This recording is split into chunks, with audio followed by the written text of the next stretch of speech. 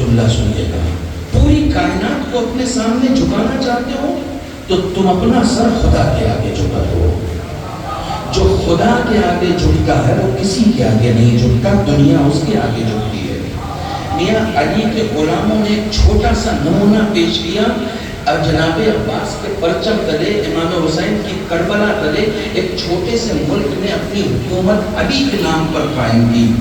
40 سال سے اس حکومت پر دنیا بھر کی پابندی ہے تاکہ اسے جھکایا جا سکے۔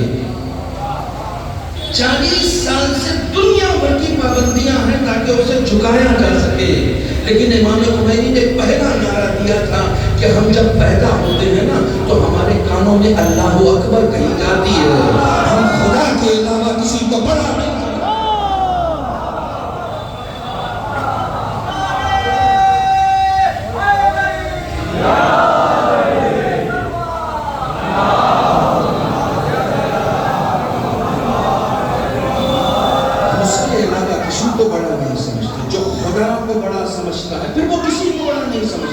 ہمارے یہاں پیدا ہوتے ہی اس کان میں اذان، اس کان میں اقامت، اور دونوں میں ابتدا میں اللہ اکبر کہا جاتا ہے۔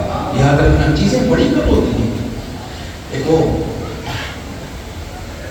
اتنے قدیمی علاقے میں کہ جو شاید انگریزوں کے زمانے سے بھی پرانا علاقہ ہے، اس علاقے میں یہ بات کر رہا ہوں کہ چیزیں بڑی کب ہوتی ہیں جب آپ اسے بڑا سمجھتے ہیں۔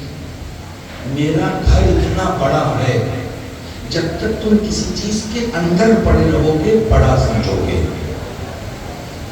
توجہ فرمائیے گا، جب تک تم کسی چیز کے اندر پڑے رہو گے نا اسے بڑا سمجھو گے۔ میرا خاندان اتنا بڑا ہے، میرا قبیلہ اتنا بڑا ہے، میرا گھر اتنا بڑا ہے، میرا محلہ اتنا بڑا ہے۔ 2 دن پہلے میں بنگلور ایئرپورٹ پہ تھا۔ بنگلور ایئرپورٹ ہندوستان کے one of the biggest airports میں سے ہے، جو بہت بڑا ہے اور بہت خوبصورت بنایا گیا ہے۔ آپ اس کو اگر گھومنا چاہیں گے تو آپ کو 2 گھنٹہ لگ جائے گا، پورا بنگلور ایئرپورٹ اگر آپ گھومنا چاہیں گے، اتنا بڑا ہے۔ ساری دنیا کہہ رہی تھی کہ بڑا ہے۔ جب تک میں ایئرپورٹ میں رہا مجھے لگا کہ یہ بڑا ہے۔ توجہ کیجیے گا، جب تک میں ایئرپورٹ میں رہا تب تک مجھے لگا کہ بڑا ہے۔ میں جیسے ہی پلین پہ بیٹھا، یہ پلین اڑا، ذرا سا اڑا تھا، جو اتنا بڑا تھا وہ چھوٹا ہو گیا۔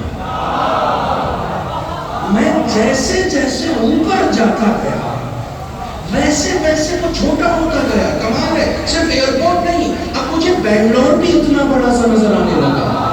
چیزیں اس وقت چھوٹی ہو جاتی ہیں جب تم اوپر چلے جاتے ہو۔ اپنے آپ کو اتنی بلندی پر لے جاؤ کہ دنیا خود بخود پست نظر آنے لگے۔ صلوات بر محمد و آل محمد۔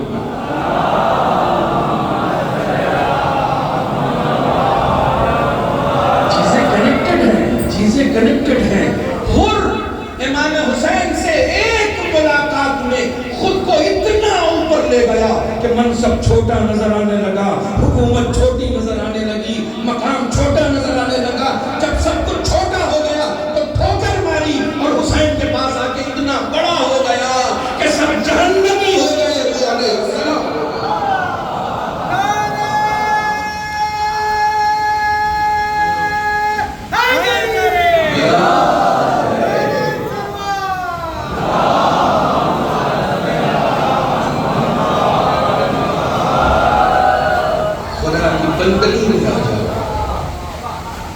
مال کام نہیں آتا۔ تمہیں لگتا ہے پیسہ بڑی چیز ہے؟ ہماری تربیت کچھ انداز سے کی جا رہی ہے۔ خدا کی قسم اگر یہ فرش عزائے حسینی نہ ہوتی، میرے شیعہ سنی بھائی سب سنیں، یہ فرش عزائے حسینی نہ ہوتی نا تو ذہنوں میں تربیت نہ ہوتی۔ ہمیں بچپن سے سکھایا جاتا ہے پیسہ رکھو، برے وقت میں کام آئے گا۔ بولو غلط بولو، پیسہ رکھو برے وقت میں کام آئے گا۔ کم سے کم یہ اس فرش پہ بیٹھنے والوں کا شعار نہیں ہونا چاہیے، کیونکہ یہاں شعور بالیدہ ہوتا ہے۔ جملہ عرض کر دوں، اگر برے وقت میں پیسہ کام آتا تو پیسے والوں کا کبھی برا وقت نہیں آتا۔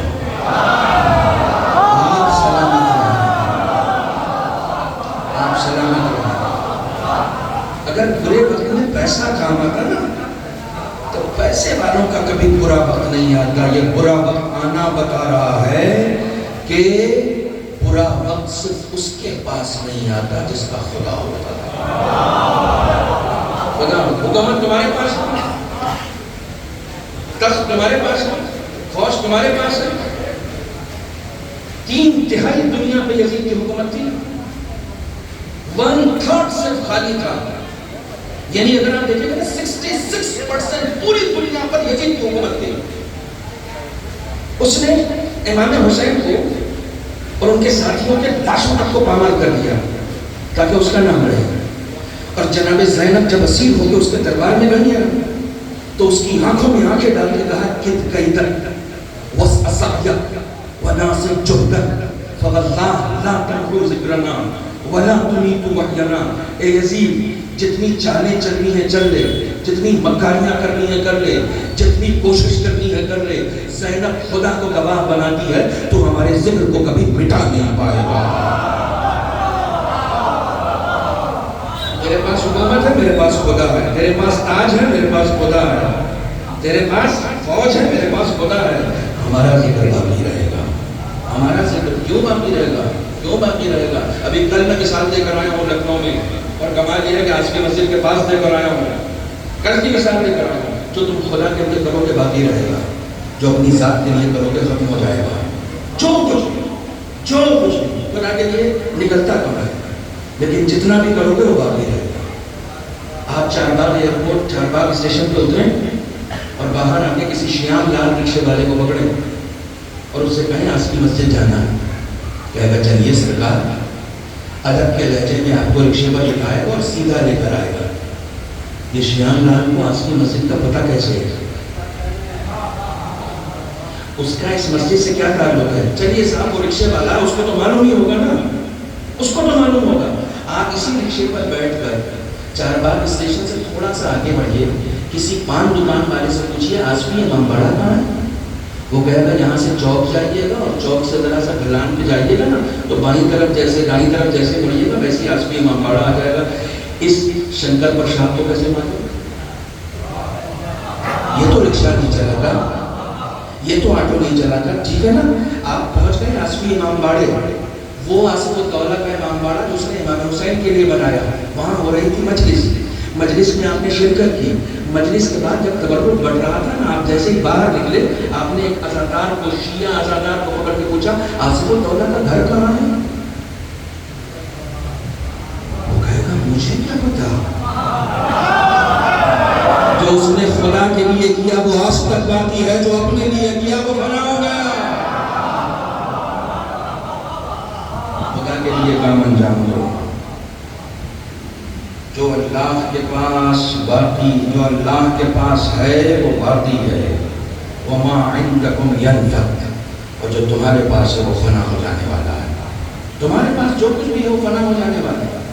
خدا بندیان نے تم کو جو پیدا کیا ہے نا وہ بھی فنا ہونے کے لیے پیدا نہیں کیا ہے, باقی رہنے کے لیے پیدا کیا ہے. رسول اکرم صلی اللہ علیہ وآلہ وسلم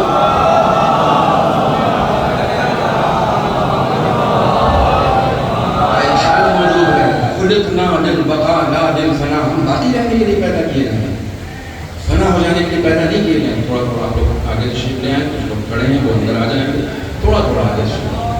بلند آواز سے سلام کر. جو لوگ باہر کھڑے ہیں اندر جگہ ہے تو آ سکتے ہیں.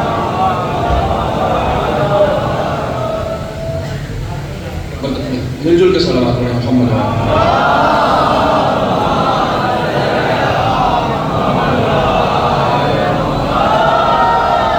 اپنی ذات کے لیے کوئی کام مت کرو, اپنی ذات سے اوپر اٹھ جاؤ, بلند ہو جاؤ خدا کے لیے.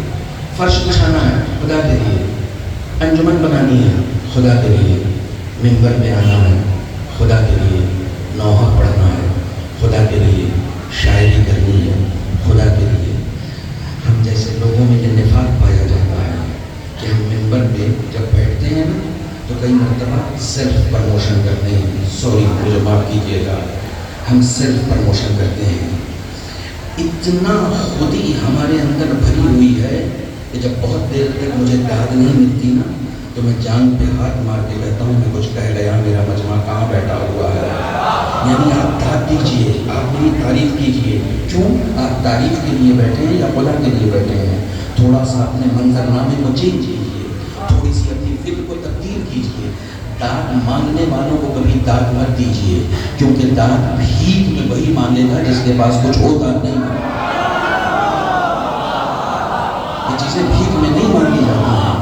سنیے، میرے والد صاحب اسی بنارس شہر میں پڑھے ہوئے ہیں، اسی بنارس مولانا علامہ ظفر حسن صاحب قبلہ کے شاگردوں میں ہیں. مولانا عباس علی رضوی، وفا ملی پوری ایک زمانے تک یہاں آتے رہے. سارے بزرگ جانتے ہوں گے جشن صادقین جو جوادیہ میں ہوتا رہا اس میں ہمیشہ آتے رہے ہیں. یہ سارے بزرگ جانتے ہیں. سنیے، غزل کا شعر سنا رہا ہوں، غزل کا شعر سنا رہا ہوں. تخلص کا وفا، نام تھا عباس، عباس علی رضوی، اور تخلص فرماتے تھے وفا. وفا ملی پوری کے نام سے جانے گئے.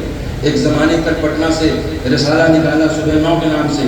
اپنی غزل میں کہتے ہیں کہ وفا کی داد کا احسان کسی سے ہم نہیں لیتے.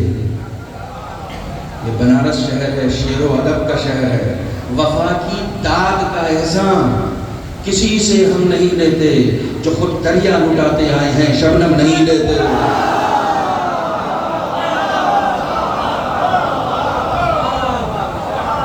تم ممبر میں بیٹھے ہو، تمہارے پاس علوم اہل بیت کا دریا ہے. تم ممبر میں بیٹھے ہو، تمہارے پاس قرآن کا دریا ہے، اور واہ واہ کی شبنم کے محتاج بنے ہوئے ہو.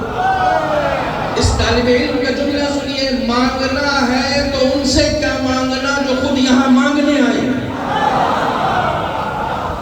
مانگنا ہے تو ان سے مانگو جو یہاں دینے آتے ہیں.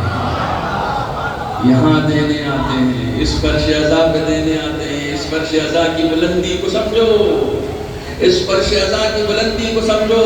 خدا کی قسم یہ جملہ میرا صرف 2 دن پرانا ہے. اس فرش عزا کی بلندی کو سمجھو. یہ فرش عزا اتنی بلند ہے، اتنی بلند ہے، اتنی بلند ہے کہ اس بلندی پہ جانے کے لیے آسمان سے اترنا پڑتا